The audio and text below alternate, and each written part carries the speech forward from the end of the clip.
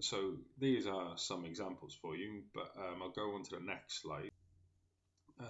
Often the conflict comes with the shareholders, okay, so the people who own the business and run the business, okay, and they often really sort of in conflict with these particular people, okay, up on the right. Okay, look at them in turn.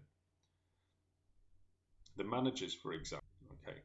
So shareholders are going to think about what should happen to the profits, and so are managers, okay. So what the shareholders going to want to think? No, they're going to want that paid in dividends back to them, aren't they? Okay, they're going to want to make money back from their investment, but managers want the profits reinvested into the business, okay, to improve it, okay, to make it better, for it to perform better.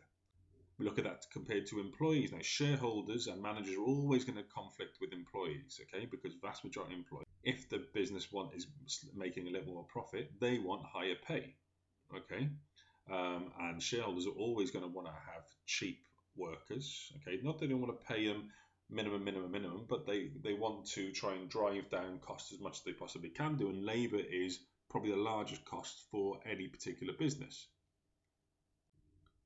Customers, okay, shareholders are going to want to make as high a profit as possible, so maybe that's going to result in higher costs, higher prices, and then they're going to want to try and drive down the cost of making the product, which might impair the quality. Like there, we've got customers, they want customers to pay high prices, but customers want quality at low prices, so there's always going to be a conflict there, okay. Suppliers,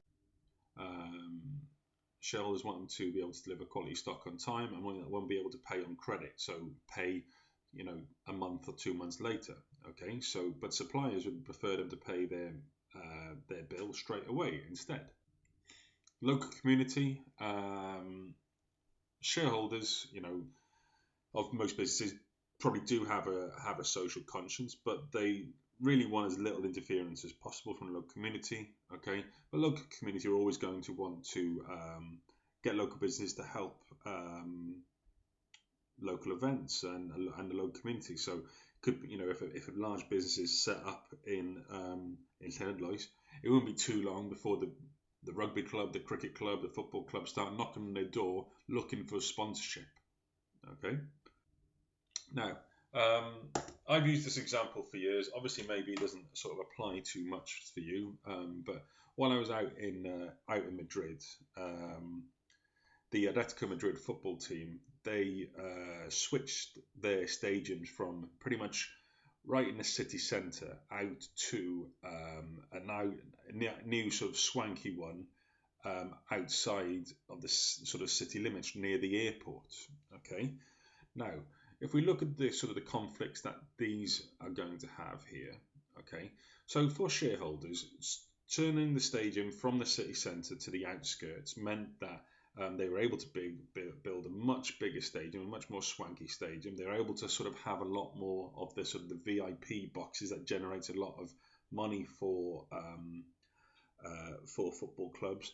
You're also really near to the airport, so you can have you can fly in investors, and it's right there for them. Okay, and you can see it while you're landing and stuff. It was really sort of quite impressive.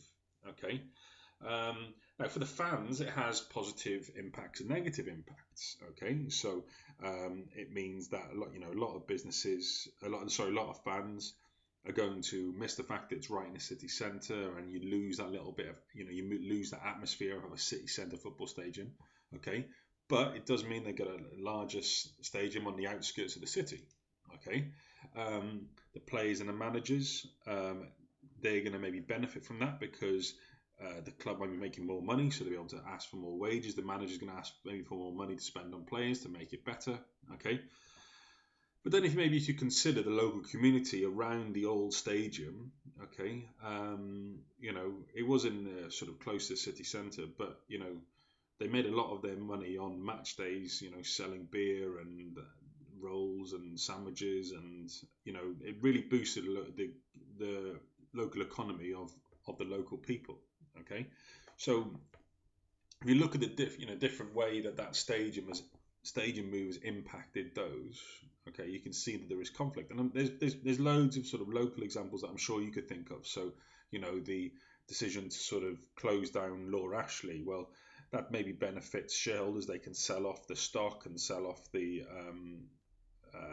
factory and stuff and not make too much of a loss, but that's resulted in a huge loss of jobs. It's impacted the suppliers, and it's impacted the local community of Newtown of people having less wages to spend. Okay, so yeah, that's basically the presentation. Any questions, drop me on Teams or write me an email. Thank you very much.